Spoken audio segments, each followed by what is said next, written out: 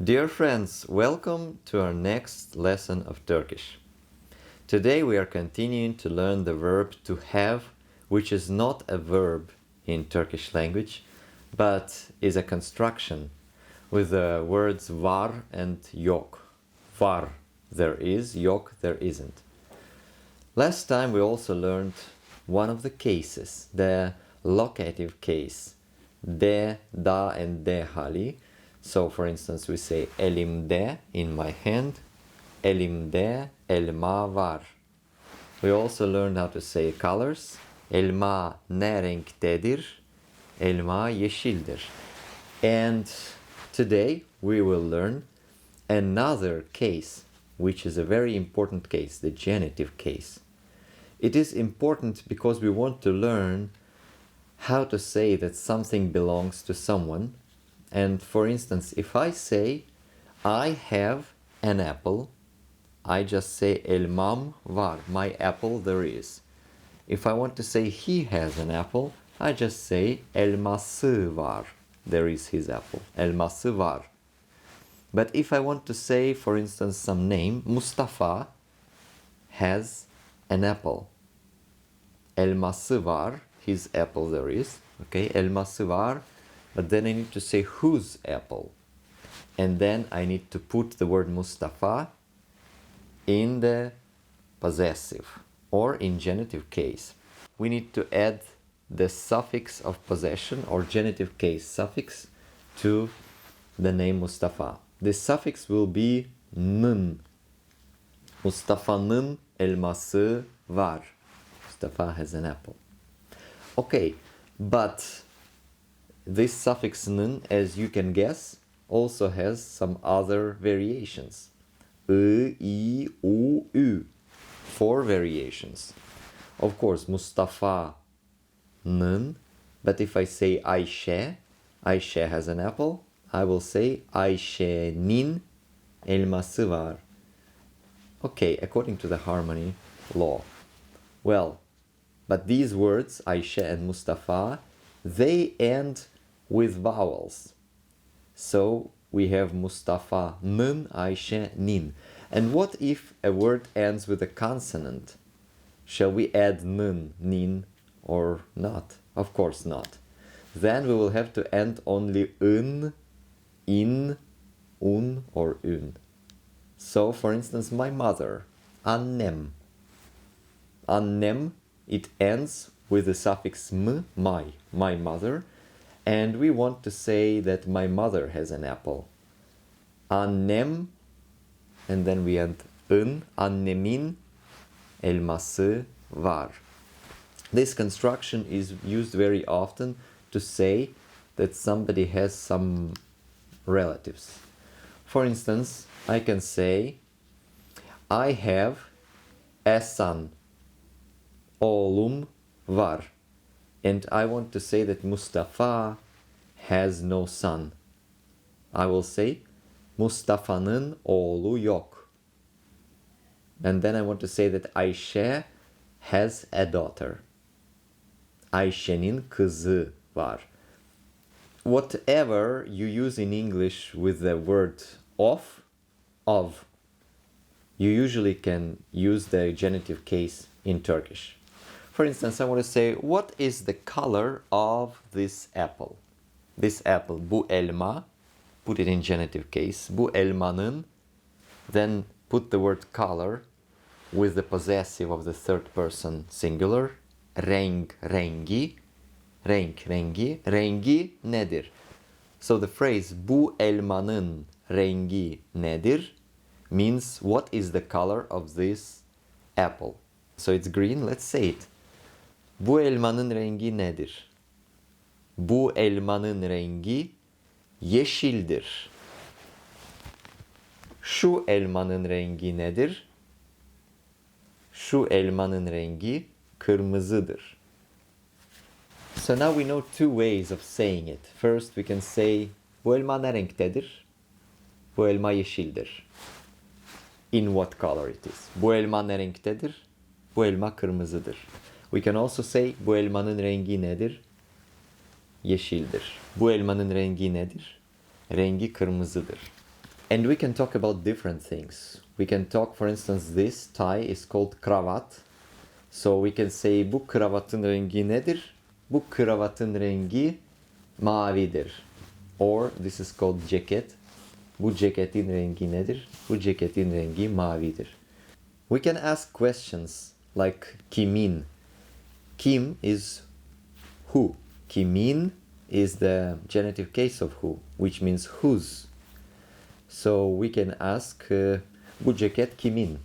Whose is this jacket, for instance? And we can say bu ceket kimin? If I want to say it is mine, okay, we know that how to say the suffix ceketim, my jacket. But if we want to say this is mine, then we need to learn some new words, because there are special words like mine, yours, his. But first, in order to learn these words, we should first learn the pronouns I, you, he, she, and others. First of all, I. The pronoun in Turkish is ben. Ben. You, in singular, the pronoun is sen. He, she, it, everything in third person singular is o. Just one letter, o. Then we, in plural, we is biz. You, in plural, is siz. They is onlar. Now let's add some suffixes to these in order to make these words possessive pronouns, like mine, yours, and so on. So we have ben, I, and I want to say mine. I need to add the suffix im, benim. Now I can say bu ceket benimdir. This jacket is mine. Bu kravat benimdir. This tie is mine. Okay, now let's do the second person. Sen, second person singular. Sen, senin, yours. Actually, we can add that word also when we ask like what is your name? Remember? We need to say adın ne? Adın nedir? Adın ne? And I can also add senin adın nedir? But it's redundant. You don't need to say it. You can just say adın ne. But for instance, if I ask you what is your name, adın ne? And you tell me, for instance, adım Mehmet. And then you ask me, senin adın ne? So you see, you emphasize the word senin. And yours? And what's your name? You emphasize the word yours. Then you'd better add senin. Senin adın ne? This word is add for emphasis. Otherwise, you can just say adın. And then for the third person singular, his, hers, its, you need to say onun. Onun. For us, biz. So we say ours. We need to say bizim. Bu ev kimin? Whose is this house? It is ours. Bu ev bizimdir. Bizimdir. Yours in plural will be sizin. And theirs will be onların. So all these suffixes are actually just as in genitive case. Un. Only the first person is or im. Benim, bizim. Okay, now let's practice saying some things using the genitive case. I want to say, this is my father's house. How will I say it? Bu babamın evidir. So you see, in such phrases, my father's house, not only father's changes, babamın. The word house also changes. It has this possessive, evi, his house. So there are two suffixes there. The word babam has suffix ın, and the word ev has suffix i. Babamın evi. And Turkish people use lots and lots of such phrases. For instance, taste is tat. Tat. And t in the end, it changes to d when you add a suffix that starts with a vowel. I want to say that this apple tastes well. tastes good. Turkish people show like this, tastes good. So, what I need to say is this apple's taste is good.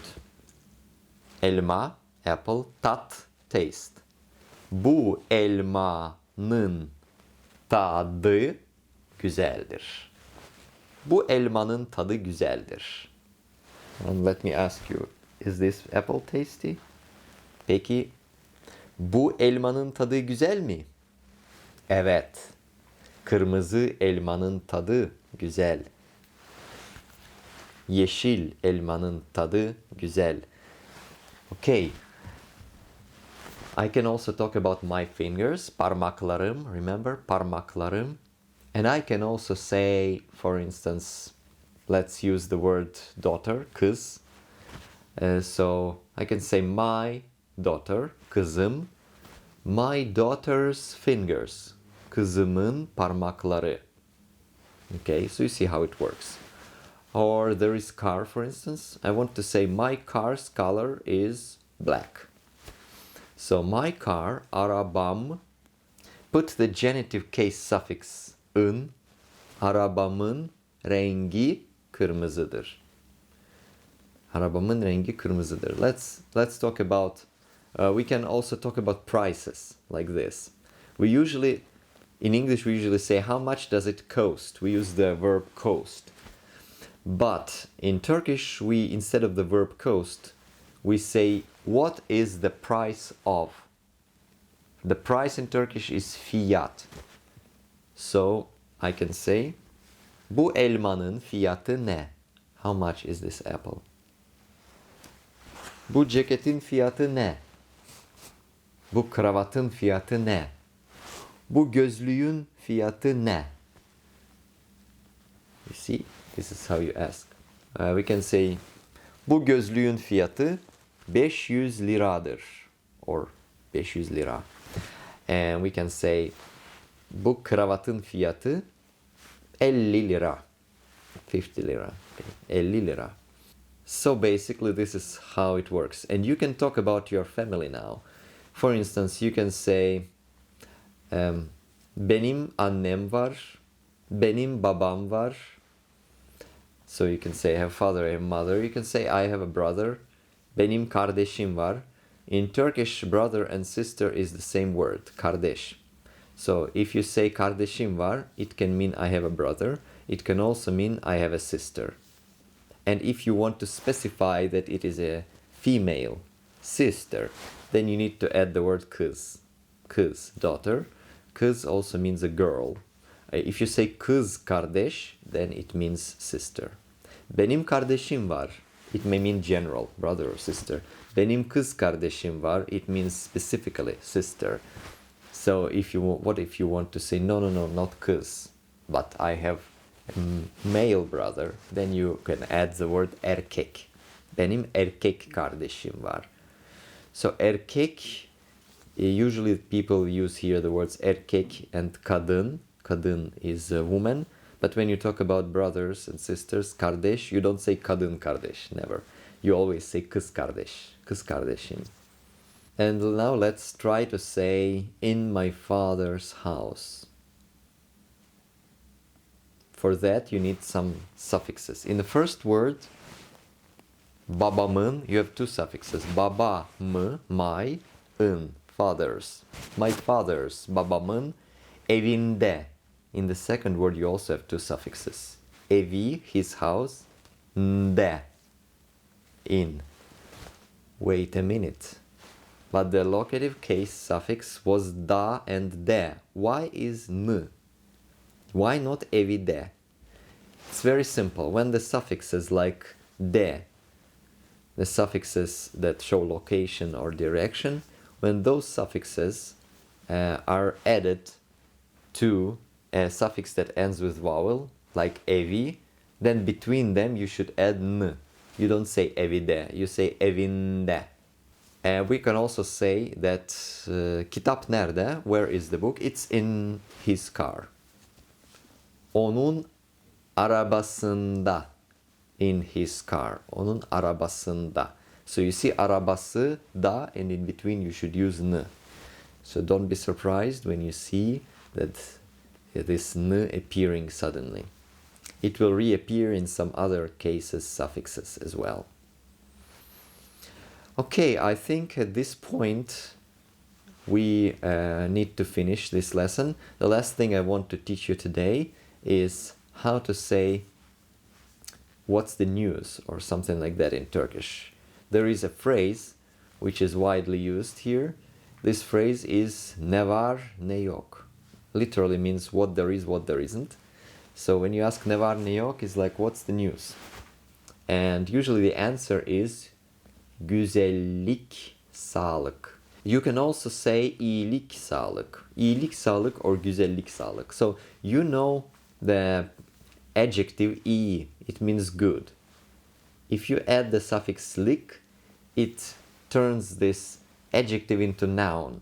Now iyilik means goodness. Güzellik means like beautifulness, so it means beauty. Güzellik. Güzellik, sağlık, sağlık means like health, life and health. So everything is okay. Then the answer is what's new. Ne var ne yok. What is there? What's new? And you answer güzellik, sağlık, like everything is beautiful and healthy. And iyilik, sağlık, like there is goodness and health. So everything is well. You can say all right. So how's it going? It's all right. Ne var ne yok. İyilik, sağlık. So see you in the next lesson. Goodbye.